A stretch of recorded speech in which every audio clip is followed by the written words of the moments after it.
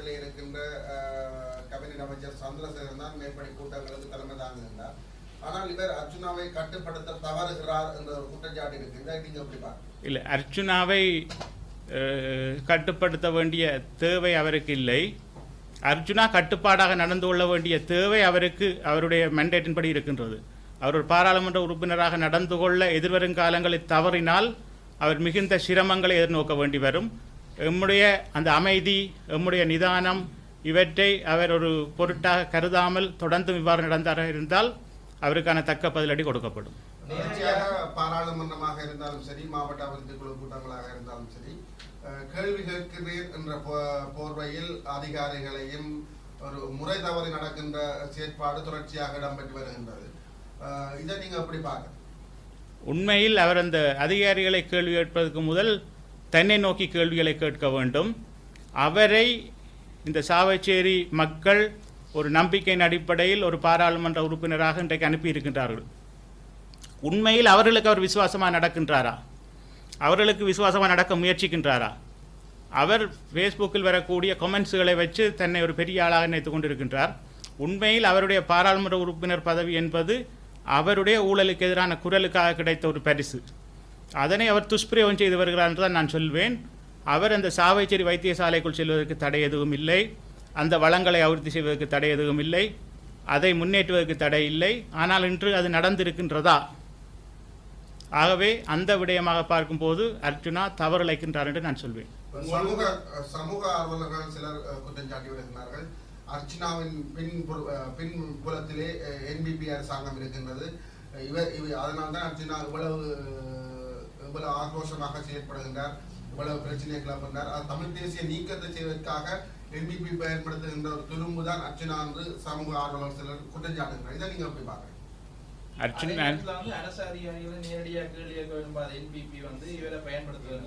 இல்லை, அவர் அவற்றை பின்புலமாக காட்டிக்கொள்வது என்பிபி அரசாங்கத்தை மட்டும் இல்லை, அவர் விடுதலை புலிகளையும் தன்னுடைய பின்புலமாக காட்டிக்கொண்டவர்.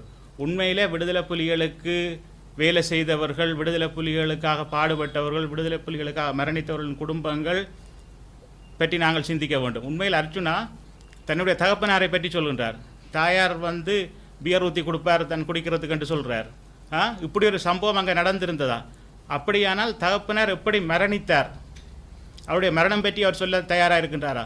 சிங்கள ஊடகத்துக்கு ஒரு கதையும் தமிழ் ஊடகத்துக்கு ஒரு கதையும் சொல்கின்றார். உண்மையில் அர்ச்சுனா ஒரு குழப்பத்தை ஏற்படுத்துகின்றார். உண்மையில் அவர் குழப்பத்தின் பிரதிநிதியாக இருக்கிறாரே தவிர மக்களின் பிரதிநிதியாக இல்லை. உண்மையில் இந்த ஊடகங்கள் அவரை பார்த்து கேள்வி கேட்க வேண்டிய நேரம் மிக விரைவில் வர இருக்கின்றது. அர்ச்சுனன் ராமநாதா இன்றைக்கு என்பிபிக்கு பின்னால் ஒழிய முயற்சி செய்கின்றார். அவர் சஜித் பிரேமதாசாவுக்கு பின்னால் ஒழிய முயற்சி செய்தார், தோல்வியடைந்தார். இப்போது என்பிபிக்கு பின்னால் ஒழிய முயற்சி செய்திருக்கின்றார், அதிலும் தோல்வி அடைவார். உங்களுக்கு வழங்கப்பட்ட இந்த பதவி நீங்கள் என்பிபி ஆதரவாளர் என்ற அடிப்படையிலும் உங்களுக்கு என்பிபி அரசாங்கத்தால் வழங்கப்பட்ட சலுகை என்று ஒரு குற்றச்சாட்டப்பட்டிருக்கிறது. உண்மையில் நான் ஒரு பொது சேவையாளன், அரசியல் ஈடுபாடுள்ளவன். என்னை கேட்டால் என்னை ஒரு அரசியல் கட்சி என்று யாரும் சொல்ல மாட்டார்கள். அந்த அளவுக்கு விமர்சனங்கள் என் மீது இருக்கின்றன. அந்த விமர்சனங்களை தாண்டி நான் கடந்த காலத்தில் இந்த ஆராய்ச்சி துறையில், அதாவது நான் விடுதலை புலிகள் இருந்த காலகட்டத்தில் நான் செய்த வேலைகளை சொல்வேன். உங்களுக்கு தனியான ஒரு பத்திரிகை சந்திப்பை நான் செய்ய வேண்டி இருக்கும், பொருத்தமாக இருக்காது இந்த இடம். அர்ச்சுனாமாதி கதைப்பது என்றால் இந்த இடத்தில் நான் அதை கதைக்கலாம். ஆனால் நீங்கள் என்னுடைய வரலாற்றை ஆராய்ந்து பார்க்க வேண்டும். நான் தனியே ஒரு கட்சிக்குரிய ஆளாக செயல்பட்டு இருக்கவில்லை. இந்த அபிவிருத்தி சார்ந்து செயல்பட்டு என்னுடைய ஆழமான இந்த அறிவை பார்த்து அவர்கள் இந்த பதவியை தந்தார்கள். நான் கோரிக்கை விடவும் இல்லை. அர்ச்சுனா கூறுவது போல் நான் எந்த ஜேவிபி சார்ந்த தொழிற்சங்கத்திலும் இல்லை.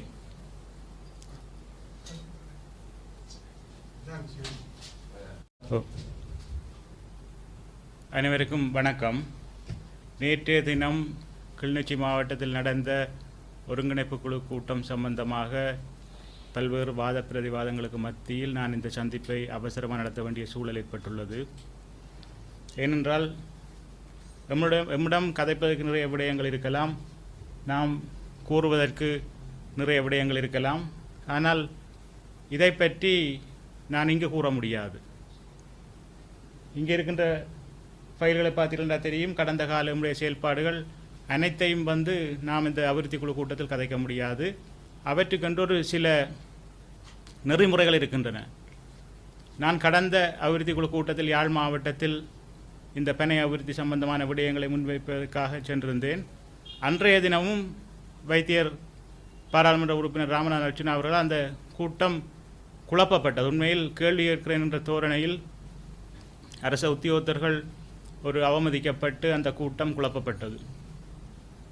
அதே போன்று நேற்றைய தினம் நடந்த கூட்டத்திலும் அவர் மிகவும் ஒரு மோசமான வார்த்தை பிரயோகங்களோடு என்னை வாயை மூடும்படி கூறியதோடு அந்த கூட்டத்தை குழப்பும் விதமாக நடந்து கொண்டார்.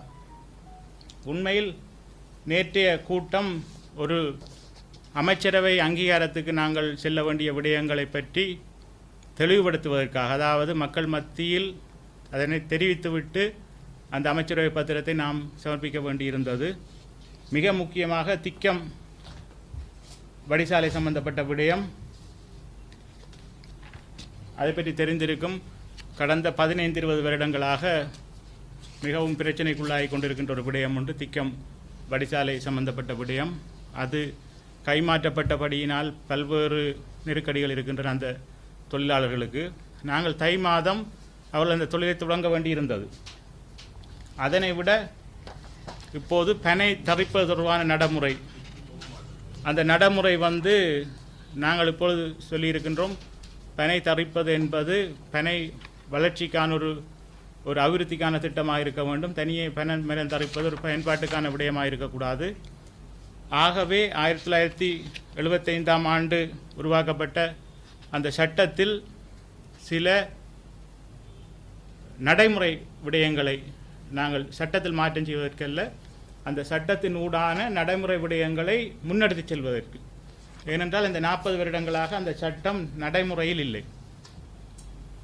உண்மையில் இந்த பனை தென்னவள கூட்டுறவு சங்கங்கள் கூட எமது பனை அபிவிருத்தி சபையால் உருவாக்கப்பட்டதுடன் பனை அபிவிருத்தி சார்ந்த விடயங்களுக்கு இந்த கூட்டுறவு சங்கங்களும் சபையும் சேர்ந்து செயல்பட வேண்டும்.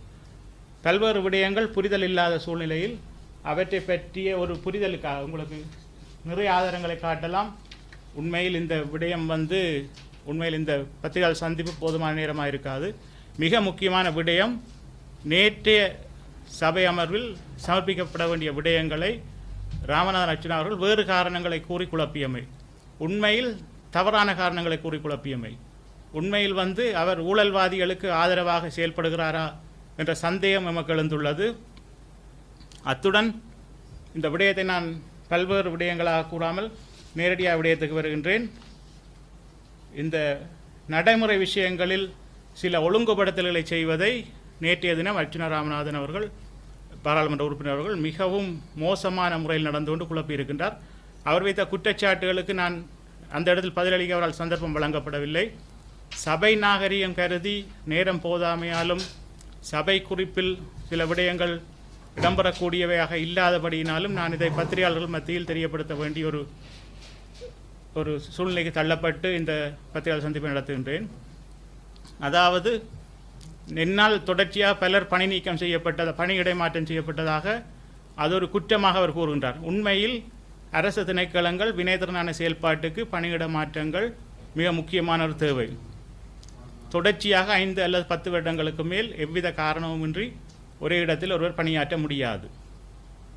அவர்களுக்கு வருடாந்தம் அல்ல 2 வருடங்களுக்கு ஒருமுறை நடக்க வேண்டிய இடமாற்றங்கள் நடைபெறாத சூழ்நிலையில் உங்களுக்கு சொல்ல வேண்டும், நல்லூர் கற்பகத்தில் 4 பணியாளர்கள் இருக்கின்றார்கள் பனை அபிவிருத்தி சபையில்.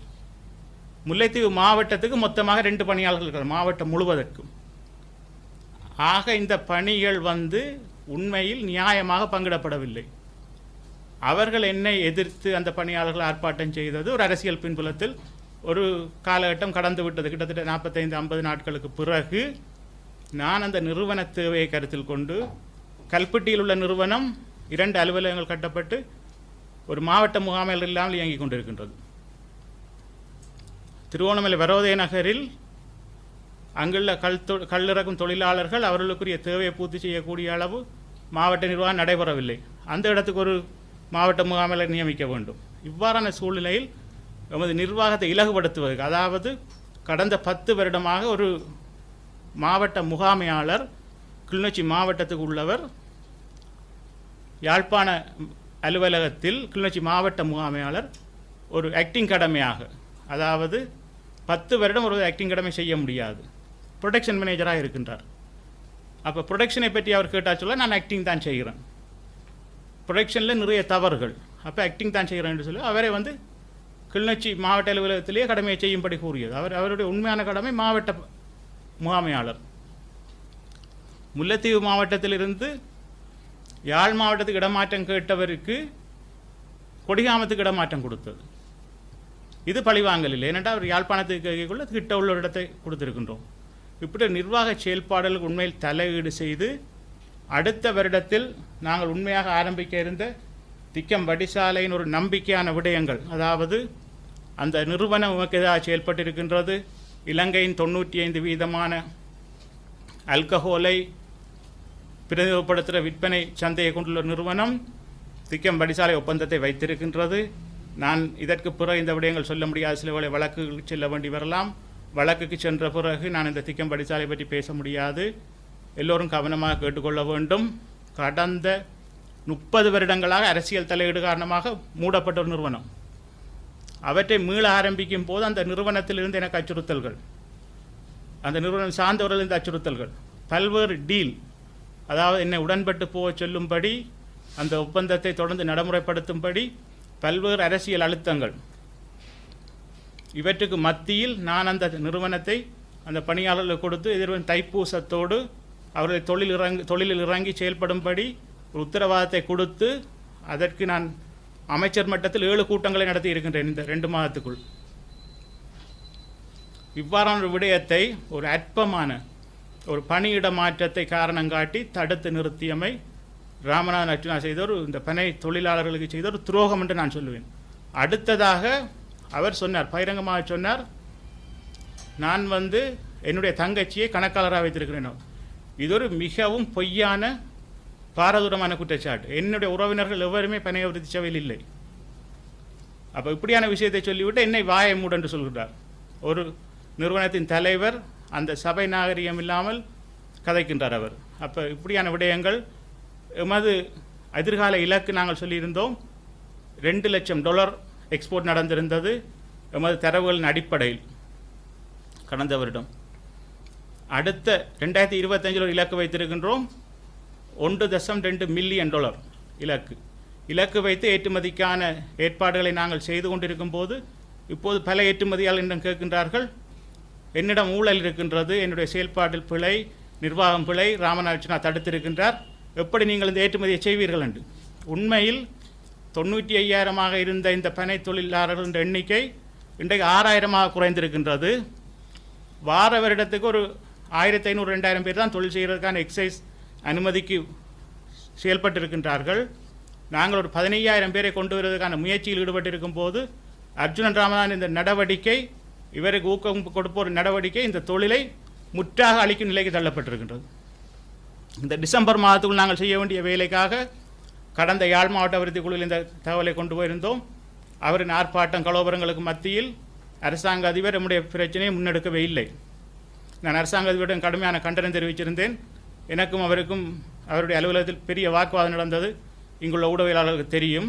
ஆனால் நான் ஒரு மனம் வேதனைப்பட்ட நிலையில் சொல்கின்றேன், நேற்றைய சூழ்நிலையை நாங்கள் பயன்படுத்தி இந்த தொழிலாளர்கள் கிளிநொச்சி பேரிணையம், ஏன் கிளிநொச்சியில் நாங்கள் அந்த அபிவிருத்தி குழுவில் அந்த விடயத்தை முன்னெடுக்க வேண்டியிருந்தது என்று சொன்னால், விடுதலை புலிகள் இருந்த காலத்தில் வட மாகாண பனை தென்னைவள கூட்டுறவு சங்கங்களின் சம்மேளனங்கள் ஒன்றிணைந்த பேரிணையம் கிளிநொச்சி மாவட்டத்தில் இருக்கின்றது. அப்போ கிளிநொச்சி மாவட்டத்தில் எடுக்கின்ற இந்த முடிவு வட மாகாணத்துக்கும், வட மாகாணத்தில் எடுக்கின்ற முடிவு கிழக்கு மாகாணத்துக்கும் ஒரு பொருத்தப்பாடாக அமையும் என்று நான் நேற்று முன்தினம் கிறிஸ்மஸுக்கு முதல் நாள் கௌரவ அமைச்சருடன் நடந்த கலந்துரையாடலில் அவர் கூறிய பணிப்புரையின் அடிப்படையில் எடுக்கப்பட வேண்டிய முடிவுகள் தொடர்பான ஒரு விளக்கம் அளிப்பதற்காக நான் அங்கு சென்றிருந்தேன். ஆனால் அர்ஜுனன் ராமநாதன் எல்லோரையும் கேள்வி கேட்டு குழப்புவதுடன் சில ஊடகங்களில் தன்னுடைய பெயர் முன்னுக்கு வர வேண்டும் என்பதற்காக மிகவும் பாடுபட்டு கொண்டிருந்ததை காணக்கூடிய மாதிரி இருந்தது. 2 விடயங்கள் நான் வலியுறுத்தி சொல்கின்றேன். இங்கு நான் சொல்ல வேண்டிய விடயங்கள், நான் செய்த திட்டங்கள், இந்த பத்திரிகையாளர் சந்திப்பில் காட்ட வேண்டிய விடயங்கள் இருந்தால் நான் பல நூற்றுக்கணக்கான விடயங்களை சொல்லலாம்.